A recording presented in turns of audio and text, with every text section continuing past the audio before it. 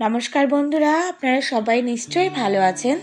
রিঙ্কু রান্নাঘরে আপনাদের সবাইকে স্বাগত। বন্ধুরা, পৌষ পার্বণে তো পিঠে আমরা খাই, তবে সারা শীতকাল ধরে পিঠে খাওয়ার চল কিন্তু এখনও গ্রাম বাংলার মানুষদের মধ্যে রয়ে গেছে। আজ আমি সেরকমই একটি পিঠে করব, মুগপুলি, যেটা যে কোনো সময়ই করে খাওয়া যায়। আর এই মুগপুলি বানানো এমন কিছু হাতি ঘোড়া না, সহজভাবে কিভাবে পুরোপুরি পারফেক্ট হয় সেটাই আজ আমি আপনাদের করে দেখাবো। আশা করি শেষ পর্যন্ত আমার সাথে আপনারা থাকবেন, আপনাদের ভীষণ ভালো লাগবে। মুগপুলিতে লাগবে অবশ্যই মুগ ডাল। এখানে আমি 1 কাপ মুগ ডাল শুকনো খোলায় মাঝারি আঁচে ভেজে নেব। যতক্ষণ ভাজা না হচ্ছে ততক্ষণ পর্যন্ত কন্টিনিউ কিন্তু এটা নাড়াচাড়া করে যেতে হবে। কালার চেঞ্জ হয়ে ভাজতে ভাজতে যখন এটা হালকা হয়ে আসবে এবং তখন দেখবেন সুন্দর গন্ধ ছড়াচ্ছে, সেই সময় ডালগুলো নামিয়ে নেব। তারপর কয়েকবার জল পাল্টে পাল্টে এটা ধুয়ে নেব।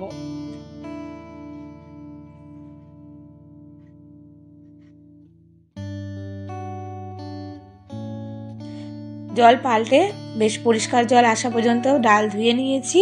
তারপর জল সহ ডাল কড়াইয়ের মধ্যে দিয়ে সেদ্ধ করে নেব। মুগ ডাল সেদ্ধ হতে একটু সময় নেয়, তাই জলের পরিমাণটা একটু বেশি দিতে হবে। মোটামুটি এখানে আমি 500 ml মতো জল দিয়েছি। একটু নাড়াচাড়া করে ঢেকে সেদ্ধ হতে দিয়েছি। ততক্ষণে পুলির পুরটা রেডি করে নেব। এখানে আমি একটা মাঝারি সাইজের নারকেল কোড়া নিয়েছি, সাথে নিয়েছি 200 গ্রাম খেজুরের পাটালি গুড়।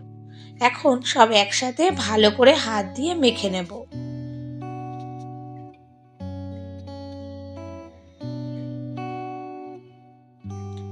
বেশ ভালো করে আমি নারকেল গুড়টা মেখে নিয়েছি। এখন গ্যাসটা লো আঁচে রেখে বারে বারে নাড়াচাড়া করে পুরটা রেডি করে নেব। মোটামুটি 10 মিনিটের মতো এটা আমি নাড়াচাড়া করেছি। আর দেখুন পুরটা একদম রেডি।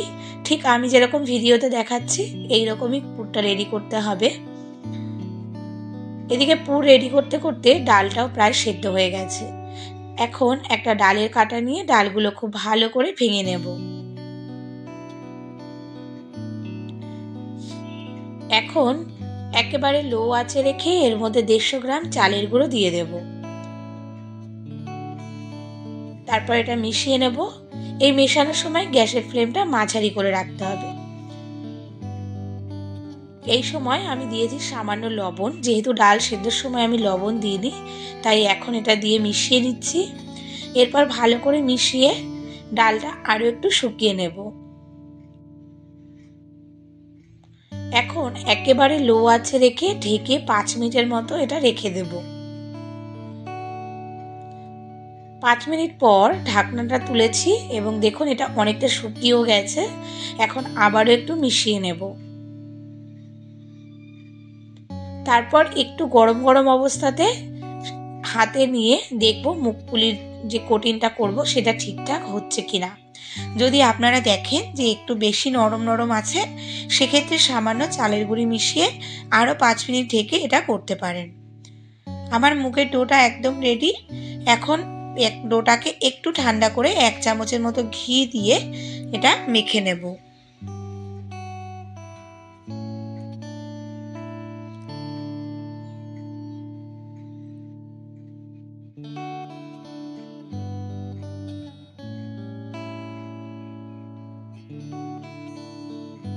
ডোটা খুব সুন্দর করে মেখে নিয়েছি। এখন এর থেকে ছোট ছোট লেচি কেটে নেব।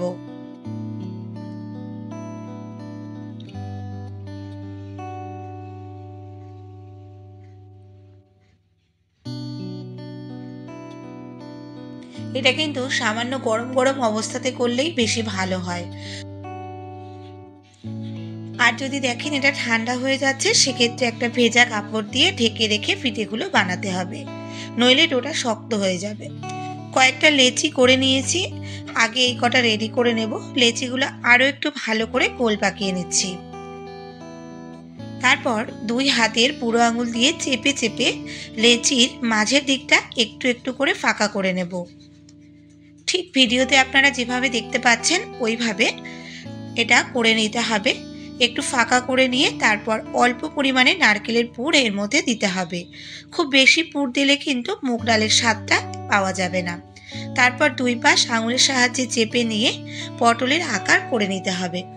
দেখুন বন্ধুরা, আপনারা ভিডিওতে দেখতে পাচ্ছেন নিশ্চয়ই, আর এইভাবেই এটা করতে হবে। বন্ধুরা, আপনাদের আমার আজকের এই পিঠে কেমন লাগছে অবশ্যই কিন্তু কমেন্ট করে আমাকে জানাবেন। আর আমার যেসব বন্ধুরা এখন আমার চ্যানেলটি সাবস্ক্রাইব করেননি তাদের কাছে আমার রিকোয়েস্ট, আপনারা আমার চ্যানেলটি সাবস্ক্রাইব করে আমার পাশে থাকবেন এবং পাশে থাকা বেল আইকনটি ক্লিক করে দেবেন, যাতে আমার পরবর্তী ভিডিওর নোটিফিকেশনটি আপনার কাছে সবার আগে পৌঁছে যায়। আর এর সাথে সাথে আমার পুরনো বন্ধুদের আমার পাশে থাকার জন্য জানাই অসংখ্য ধন্যবাদ। বন্ধুরা, আমি কয়েকটা মুগপুলি একইভাবে রেডি করে নিয়েছি। আর এগুলো রেডি করতে করতে আমি গ্যাসে একটা কড়াই বসিয়ে বেশ কিছুটা সাদা তেল গরম করতে দিয়ে রেখেছিলাম। এখন মাঝারি আঁচে পিঠেগুলোকে লালচে রং না আসা পর্যন্ত ভেজে নেব। তেলে পিঠেগুলো দেওয়ার 1 মিনিট পর থেকে এপাশ ওপাশ উল্টে ভেজে নিতে হবে। দেখুন বন্ধুরা, পিঠেগুলো ঠিক এই রকম লালচে করে ভেজে নিতে হবে। পিঠেগুলো ভাজা হয়ে গেছে। আর এটা ভাজতে ভাজতে অন্য একটা কড়াইতে আমি চিনির শিরা রেডি করেছিলাম। এখানে আমি চিনি 250 গ্রাম দিয়েছি। তারপর দিয়েছি সামান্য একটু জল। বেশ গাঢ় একটা শিরা রেডি করে নিতে হবে।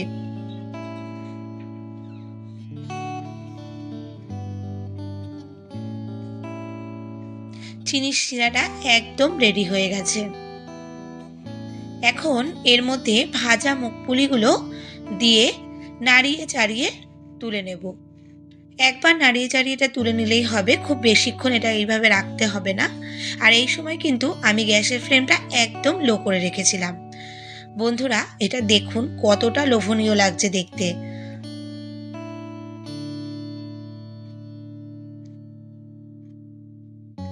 শিরা থেকে মুগপুলিগুলো উঠিয়ে নিচ্ছি।